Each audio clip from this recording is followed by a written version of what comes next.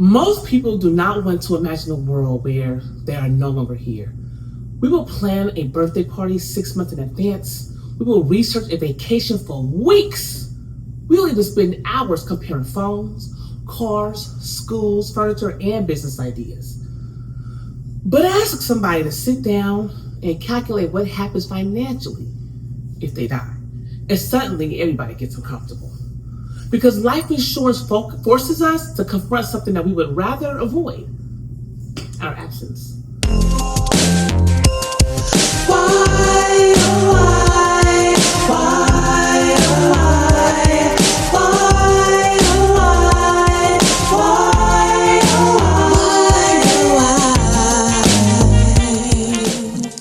Not just the emotional absence, the financial one. Who pays the mortgage? Who covers the rent? Who replaces the income, pays for the childcare, keeps the business running? Who handles the debt and who pays for the funeral? Who takes on the responsibilities that we carry quietly every day? And maybe that's why so many people avoid the conversation. It feels like we're placing a dollar amount on a human life, but that's not really what life insurance is doing. A policy can't replace a person. It can't replace their voice, their touch, their leadership, their love. It can't replace their presence. But what it can do is it can reduce some of the financial damage that may arrive alongside the grief. Because losing somebody is already devastating. The family shouldn't have to discover in the middle of the loss that they also can't afford to keep living the life that they built together. Hey y'all, welcome to the Why Podcast, for why is always the question. I'm Celeste Frey, and I'm happy to be here with y'all. So let's chat. For today's why is life insurance more than just a death benefit? At its foundation, life insurance is a risk transfer tool, period. You pay a manageable premium today to transfer some of the financial risk connected to your death to an insurance company. And that's the basic function. But depending on the type of policy and the actual contract, life insurance may also provide access to funds during a qualifying serious illness, build cash value, support estate planning, help continue a business, create an inheritance, or provide money to a charity or ministry. Now we're going to talk about all of that, but I need to say this up front. This episode is only for education. It is not an individualized insurance, investment, tax, or any legal advice. Every policy is different. Every household is different, and every decision needs to be based on the actual contract, actual cost, actual need, and guidance from a qualified professional who can explain what they're recommending. I'm not her. I'm just answering why. Because this is not going to be a sales presentation. We're not going to act like everybody needs the same policy. We're not going to act like every policy benefit is a guarantee. And we are not going to use fear to pressure people into buying something they don't even understand or can't even afford. We're going to have an honest conversation, not a dishonest one, about planning, protection, family, mortality, and stewardship. So let's get into these 8 points. Because see, life insurance doesn't replace a person. It replaces the financial support that life insurance isn't about deciding how much a person is worth. A person is priceless. There's no check large enough to replace a parent, a spouse, a child, a caregiver, a business partner, a sibling, or any loved one. The purpose of life insurance is not to replace the person. Is to replace some of what financially disappears with them. And unfortunately, that does happen. That may include a paycheck, but it can also include unpaid labor, childcare, transportation, cooking, cleaning, scheduling appointments, managing the household, caring for an elderly relative, whatever that looks like, handling school pickups, maintaining health insurance access. It's a lot that we're doing out here in this life that we're living, having this human experience. It helps run a family business, provides emotional stability that allows somebody else to continue working. We tend to measure contribution by income because income is easy to see, but a lot of valuable work never appears on a pay stub. A stay-at-home parent may not receive a salary, but if that parent dies, the surviving family may have to pay for childcare, transportation, household assistance, tutoring, meal prep, reduced work hours. That contribution had financial value even though nobody was issuing a check for it. The same is true for caregivers, disabled family members, grandparents who provide family daycare, relatives who drive somebody to appointments, a spouse who handles all of the household administration. It's not easy. The person may not be the highest earner. They may not earn anything at all, but their absence may still create a major financial burden. And that is why the first question is not, how much money do I make? The first question is, who would experience financial harm if I died? That answer may be obvious, or it may surprise you. Maybe your parents depend on you, or maybe your siblings live with you, or maybe you support grandchildren. You possibly share the bills with a partner, whatever that looks like. Somebody depends on your health insurance, your business, something. And your business probably can't even function without your knowledge. You probably co-signed the debt. Maybe your family would have had to absorb funeral and travel expenses. That's a risk life insurance is designed to address. See, when my mom was alive, she had life insurance. But she had life insurance that actually was able to take care of her as well when she was living, if she had any ailments. And I was like, that's dope. See, you're not trying to replace love with money. You're trying to make sure grief doesn't arrive carrying an avoidable financial crisis on his back. Which brings me to point 2. Death creates administrative work while people are grieving. This is something people do not always understand until they experience loss. And I've experienced quite a bit of it. Death creates paperwork, a lot of paperwork, phone calls, documents, accounts, bills, legal decisions, funeral arrangements, travel. I mean, things that we can't even fathom to think about until it's like we're in the midst of it. Property questions, business questions, beneficiary forms, insurance claims, subscriptions, utilities, debt, taxes, vehicles. I'm like, what am I leaving out? Bank accounts? And see, all of that may begin while the family is still trying to process the fact that the person is even gone. Grief does not pause the mortgage.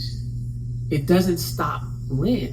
It doesn't cancel the electric bill, and it doesn't automatically forgive debt. Childcare doesn't become free, and grief for sure doesn't give the surviving spouse unlimited time away from work. That's why liquidity matters. Liquidity simply means money that is available when it's needed. A person can appear wealthy on paper and still leave a family without accessible cash. Maybe the wealth is tied up in the house or the property or the business or even maybe retirement accounts. Investments that cannot or should not be sold immediately. The family can own valuable assets and still struggle to pay the funeral home next week. Life insurance can create a pool of money that may help beneficiaries handle immediate and long-term obligations without having to sell assets under pressure. And that includes funeral and burial costs, mortgage or rent payments, debt, childcare, education, and the list goes on and on. We can't even put everything into just one box. I'm just here to share information or simply provide what was needed at that time, enough breathing room to make decisions without panic. Or maybe to just breathe because you're still grieving. And that breathing room matters because grieving people should not have to make every major financial decision in survival mode. They may still have hard decisions. Money does not remove grief, but it gives them a little time. It gives you a little time. And time can protect people from being forced into choices they later regret. For me, when my husband had passed away, I didn't know what I was going to do. And I had to go through everything you're talking about at full speed, because planning for death doesn't mean you're inviting it. It means you understand that love includes preparation for the people who may continue living without you. Which brings me to point 3, term and permanent insurance. They serve different purposes because life insurance is not one single product. And this is where the conversations can become confusing.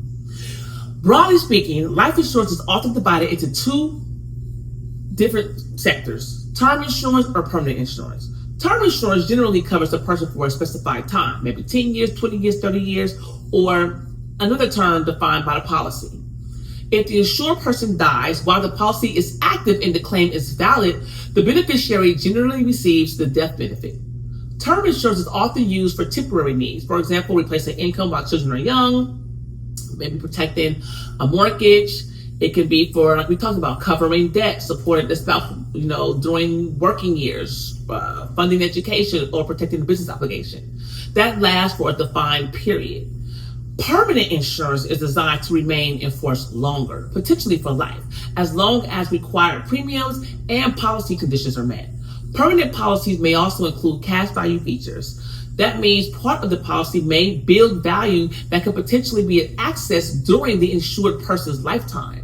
But permanent insurance generally costs more than term insurance, significantly more usually. And the details can become complicated. So you should definitely get yourself a licensed insurance agent that can give you more details and insight into this. Some values may be guaranteed, others may depend on interest, rates, investment performance, dividends, policy expenses, or assumptions shown in an illustration. So we have to resist oversimplified statements like term is always better or permanent insurance is always better. Somebody actually needs to break that down to you, because who is it better for? For whom and for what purpose and at what cost? Because each serves a different purpose for each person. For how long? With which guarantees? A person may need affordable coverage during the years when their children and spouse depend heavily on their income. Term insurance may address that need. Another person may have a lifelong dependent, an estate liquidity need, a business succession plan, or a permanent charitable goal. A form of permanent insurance may be relevant enough, so some families may use both. Some may need only a modest policy, and some people may determine that their current assets and lack of dependence create a limited need. Y'all, it's so many options out here. The product should follow the need. The need should not be invented to justify the product. That is an important distinction. I was talking about life insurance to a different person. I already had it, and he made it seem as though what I did was dumb. It was a horrible decision. But I knew what I wanted to do. I've gone through the death of my son, and my husband is an untimely death, and my mental prowess wasn't where it was. I was grieving my best friend, grieving my husband, grieving for my children, grieving for the life that I would have to leave behind, because the void of him gone, it would never be the same again. So for somebody to start like what policy should I buy? No. Begin with, what risk am I trying to protect against? My thoughts were all over the place. Which brings me to point 4. Living benefits may help before death, but they are not free money. Please understand that. Some life insurance policies may provide access to funds while the insured person is still alive. These features are often described as living benefits. And my mama said she had something like this created the way she wanted and was able to take care of health expenses while she was still living. One example is an accelerated death benefit. Depending on the contract, an accelerated death benefit may allow the policyholder to access part of the death benefit after a qualifying terminal diagnosis. Some policies or riders may also include benefits connected to chronic illness, critical illness, or long-term care needs. But every word I just said matters, depending on the contract. Qualifying part of the death benefit, these benefits are not automatically included in every policy. They are not triggered by every illness. They may have waiting periods, limits, fees, definitions that must be met, and accessing the money. That's why you need somebody that's licensed to tell you the deal for real. It generally reduces what remains for the beneficiary. So let's make it simple. Suppose the policy has a stated death benefit of $500,000. If the insured person qualifies to accelerate and use $100,000 during life, the full $500,000 generally will not still be available afterward. The remaining benefit may be reduced potentially by the accelerated amount and any applicable fees or adjustments defined in the contract. Meaning, if the money used for or borrowed against, then that amount will be taken out of the death benefit to replace what potentially was a loan using the policy you've been paying into as a collateral. But you're borrowing the life insurance company's money. It's not really your money. Again, have your agent explain this to you. I'm only giving you the cliff notes, okay? That does not make the feature bad. And I've been told that's horrible. Everybody has their opinion. Access to money during a serious illness could be extremely helpful. It can help with medical costs, home modifications, caregiving, travel, loss of income, or other needs during a qualifying event. Heck, some folks use it for investing to build wealth. But it's not a bonus added on top of a death benefit unless the contract specifically says so. It's usually accessing part of the benefit early. And consumers need to understand that distinction. The phrase living benefits can sound like you get all this money while living and your family still receives everything later, which may not be true. You have to read the policy. Talk to them. Ask them to break it down to you to layman terms. Ask how much can be accessed and ask whether there is a fee, and ask how it affects the beneficiary, how it may affect taxes or public benefits, and ask what documentation is required, because the brochure is not the contract. The social media video is not the contract. And I know I have a lot of social media videos out here circling. The sales illustration is not the contract. The actual policy controls the contract. Because cash value and policy loans come with trade-offs. Because cash value life insurance may provide flexibility during life, but what flexibility comes with costs, complexity, and risk? Certain permanent policies build cash value. Depending on the policy, the owner may be able to access that value through withdrawals, loans, or other contract options. That can sound attractive. And in the right situation, it may be useful. But policy loans are not free money. A loan is still a loan, and interest may be accrued. The loan balance may reduce the cash value. And if the insured person dies with an outstanding loan, the amount owed may reduce the death benefit paid to beneficiaries. A large loan can also create problems if the policy later lapses. Depending on the structure and the circumstances, there may be tax consequences. This is why people need to be cautious when somebody presents life insurance as if it were a magical bank with no downside. You may hear phrases like "be your own bank" or "access tax-free money." Those are catchy phrases. Like "your money grows safely." Yeah. Use it while you're alive and still leave the full benefit. Get more information about that. Those statements may leave out important conditions. The policy has costs. Loans charge interest. Withdrawals can affect values. Non-guaranteed assumptions may not happen. And tax treatment depends on how the policy is structured and managed. Another misunderstanding involves the cash value and the death benefit, because people sometimes believe that beneficiaries automatically receive both. For example, they assume the family will receive the $500,000 death benefit plus all the accumulated cash value, and that's not necessarily how the policy works. In many contracts, the insurer pays the stated death benefit reduced by outstanding loans or other amounts owed. The cash value may be part of how the insurer supports that benefit rather than the additional amount paid on top. Again, the contract controls. This does not mean cash value policies are inherently bad. It means they should be understood.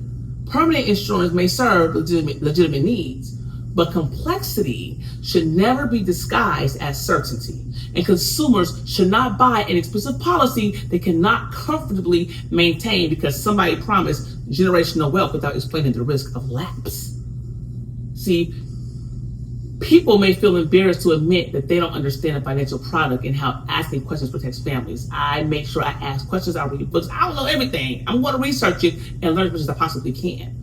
Because a responsible professional should be able to explain the policy in plain language as mine did. What is guaranteed? What isn't guaranteed? What are the fees? What happens if the illustration performs worse than expected? What happens if I stop paying? What happens if I borrow? What will be my beneficiary's actual benefit? What will they actually receive? If somebody can't explain that without making you feel stupid, pressured, or rushed, slow down. Because see, life insurance can support legacy, business, and estate planning. It can serve purposes beyond replacing household income. It can also be used for legacy planning, business continuity, estate liquidity, charitable giving, or equalizing inheritances. Maybe even starting a business. It's a key owner, or if an employee dies, a company may lose more than a person. It may lose expertise, relationships, revenue, leadership, credit access, operational knowledge, or the ability to complete major obligations.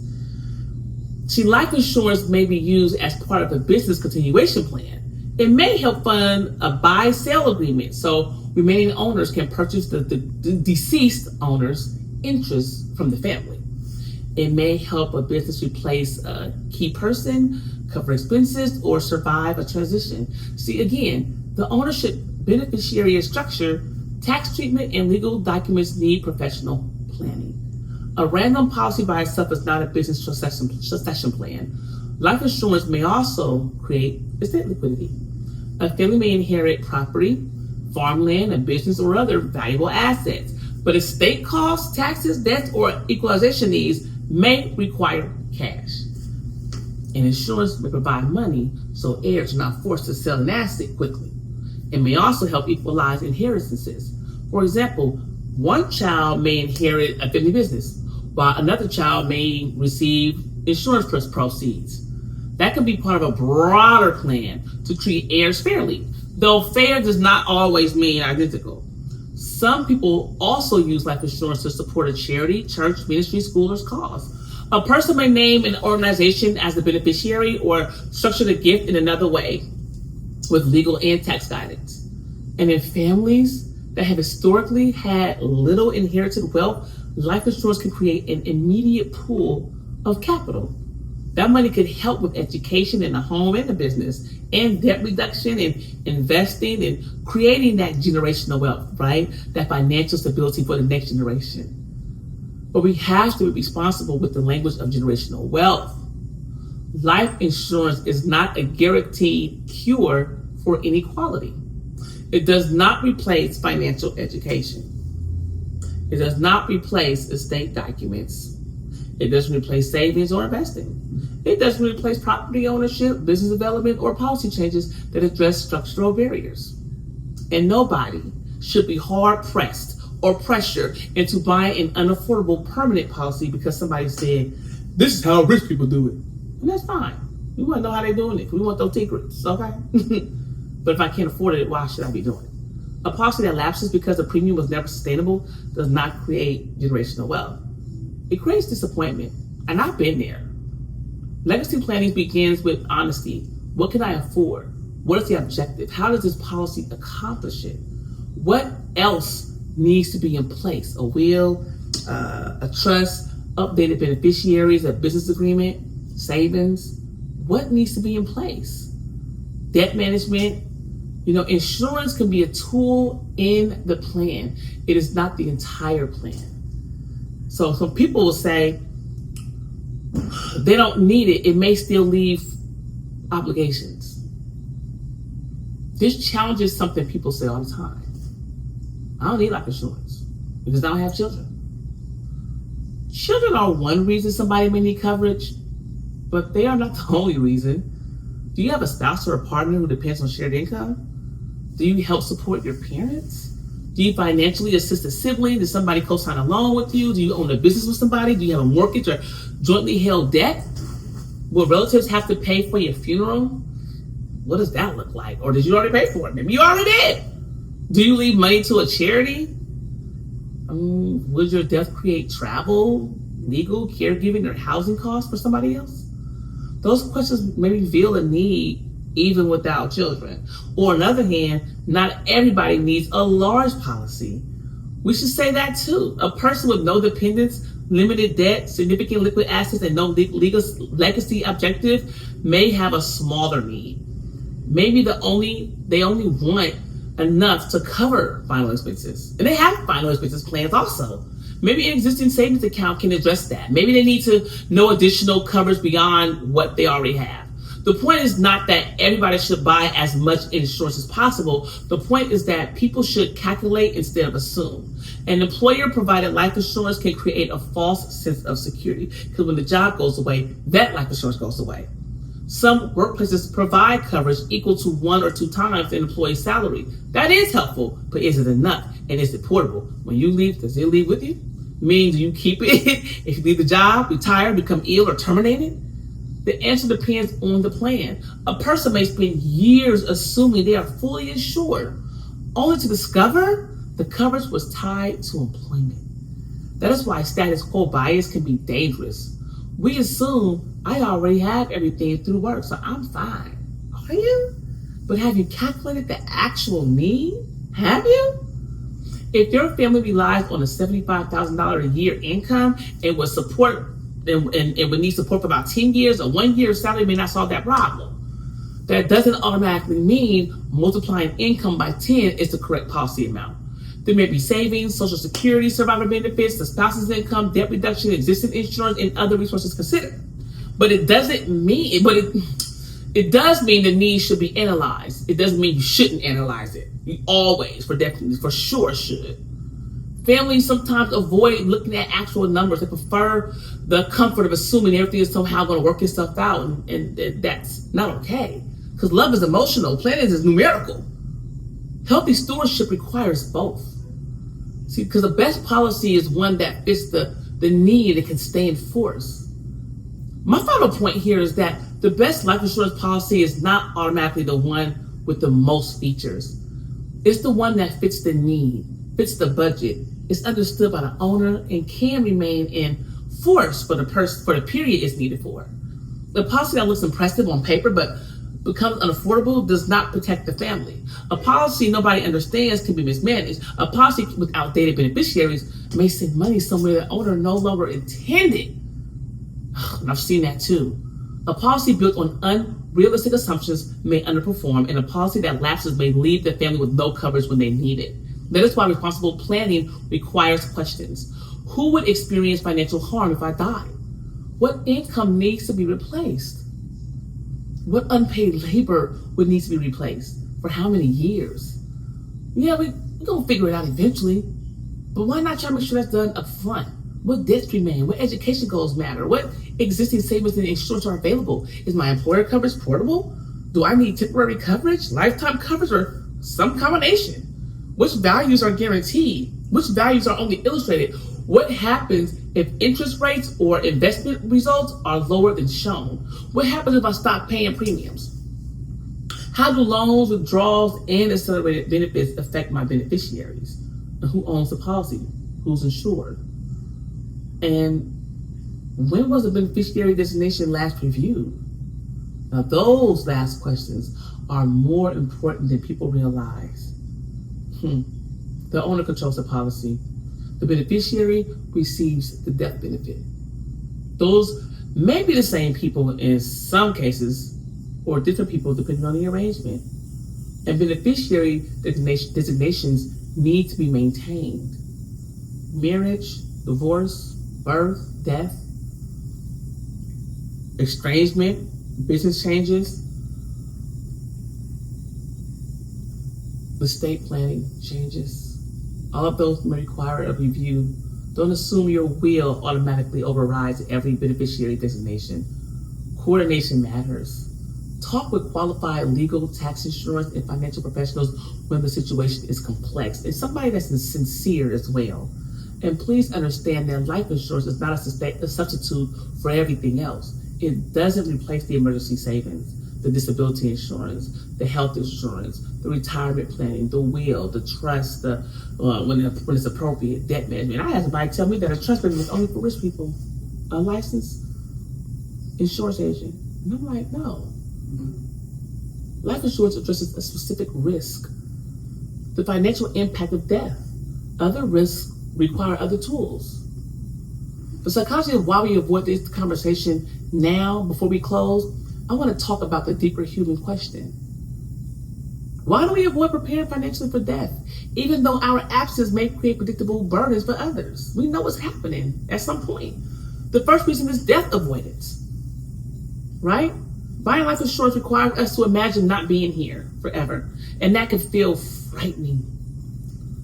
Some people even feel superstitious about it. They think talking about death will somehow invite it. It will not. Planning does not cause death. Just like having a fire extinguisher does not cause a fire. It simply prepares for a risk we hope never arrives. Another reason is present bias. The premium is due now. The benefit may not be used for decades, so the current cost feels more real than the future protection. We think, I can use this money for something someday, today. It's understandable, but protection often works like that.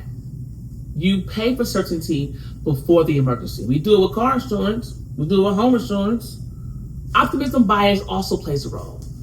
It probably will never happen to me. It's going to happen. At least not anytime soon. Somebody may think, we don't know when it's going to happen. But none of us controls the date. The complexity is another barrier.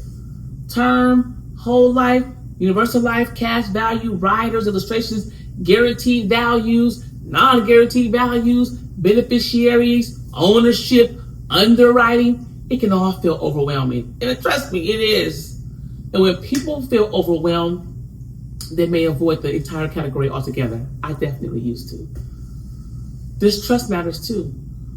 Some consumers have experienced aggressive sales tactics, pressure, fear-based language, promises that sounded way too good to be true, or illustrations they didn't understand. So you decide, you know what? To hell with it. I don't need life insurance. And you do. Avoiding every policy because some policies are poorly explained. It's like refusing every medical treatment because you met one bad doctor. I mean, that's not the case. The better response is education, comparison, and independent advice. And then there is emotional substitution. You know, my family knows I love them. Of course they do. Of course they do. But love and planning are not interchangeable. They're not. Your family knowing you love them will matter deeply. It will not automatically pay the mortgage. And that may sound harsh, but it's true. Planning is one way love becomes practical. Biblical stewardship without manipulation. The Bible does not teach modern life insurance policies or products. So we shouldn't take a verse and claim, God says everybody must buy this policy. People can't do that either. They shouldn't. That'd be dishonest. What scripture does provide are principles of prudence, provision, stewardship, and planning. Because Proverbs 27 says, a prudent man foreseeth the evil and hideth himself, but the simple pass on and are punished. Prudence recognizes foreseeable risk and prepares. 1 Timothy 5 emphasizes caring for one's household that supports the principle of family responsibility, but it should not be manipulated into a sales pitch. And Proverbs 13 says, a good man leaveth an inheritance to his children's children. That inheritance can include money, but it can also include faith, wisdom, character, education, property, opportunity, access. It would include so many things. It could also include a good name. Insurance may be part of an inheritance. It's not the only part. Luke 14 says, which of you intending to build a tower sitteth not down first and counteth the cost? That is the posture we need. Not fear, not pressure, calculation. Sit down, count the cost, understand the need, compare the options, and make a responsible decision. Planning for death should not make us obsessed with dying or scared of it. It should help us live more responsibly. Faith does not mean pretending that risk doesn't exist, and planning does not mean we lack faith. We can trust God and still make a will. We can trust God and still save. We can trust God and still carry insurance. We can trust God and update our beneficiaries because they're no longer needed to be on the policy. We can trust God and tell our family where the documents are. There's not fear, that's stewardship. So in closing, I want to bring this home. Life insurance is fundamentally a risk transfer tool. It exchanges a manageable premium today for protection against some of the financial consequences of death. It does not replace a person.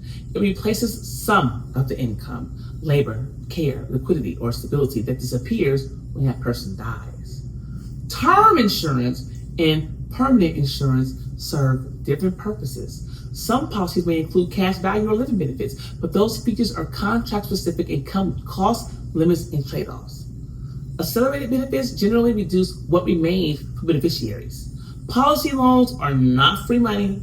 Cash value is not automatically paid in addition to the stated benefit, death benefit, And permanent policies generally cost more than term coverage. Illustrations may contain non-guaranteed assumptions, and a policy can lapse if it's not managed properly. Life insurance may support family protection, business continuity, estate liquidity, inheritance planning, or charitable goals, but it's not a substitute for saving, disability coverage, retirement planning, a will, or wise financial habits. Not everybody needs the same amount, and not everybody needs the same type. And not everybody needs a large policy either. I mean, for me, I had 10 kids. I need a large policy. I need something. The right conversation begins with a question: who would experience financial harm if I died? Then calculate what would disappear and what would remain, and what would the family need, and what resources already exist, and what protection can be maintained responsibly. Because the purpose is not to build a policy that sounds impressive. The purpose is to leave people protected. And maybe the deeper reason we avoid this conversation is that life insurance forces us to admit that we are not permanent, because we aren't. But avoiding mortality does not protect our families from it. Love prepares, love communicates, and love organizes the documents and reviews the beneficiary and counts the costs. It makes the people left behind not forced to carry every emotional and financial burden at the same time, because it's hard. You don't plan because you're expecting to die tomorrow. You plan because somebody you love may live the day after. And so I'm gonna leave y'all with this, because I've experienced a lot of heartache. You know, some were easier than others. I'm gonna be honest with you. I was so heavily into life insurance before I got married. And when I got married, I felt like I was just like on a little island, just having me a good old time and just working through the marriage. So when my husband died, reality clicked back in. And I was like, oh my gosh. Now at the time, I was living overseas. So life insurance looked a lot, it wasn't in play, but cost of funeral arrangements looked a lot different overseas. Where I was, they were into, culturally, they didn't believe in embalming the bodies. And they also believed in, having the funeral as quickly as possible so the body remains intact, and they keep the body on ice. And I can honestly say I preferred that experience, because both my son and my husband, though their spirits were absent from their body, they looked as though they were just asleep. I've been to funerals in the past with the embalming, and it traumatized the crap out of me, because that person didn't look like them. And I don't want to sound vain as if it's about me, but who I remember that person to be, it scared me because it didn't look like them in that casket. So when I saw and experienced my son and husband, I was like, whoa. And it wasn't an arm and a leg to pay for all of it. It was barely over $2,000. And I was just like, wow, this is different, And I say that, it may look different in whatever country you're in. It may look different wherever you are. I just know from my experience, I had to tap back in, and to really get on top of life insurance, because I do have a big family and I'm back in the States, and something were to happen to me, my kids need to be covered because my income goes away. And I pray I have many more years. But reality is we don't know the time, the day, or the hour. We just don't. So I'm gonna leave y'all with this, like I said. Question everything. Starting with why. Because why is always the question.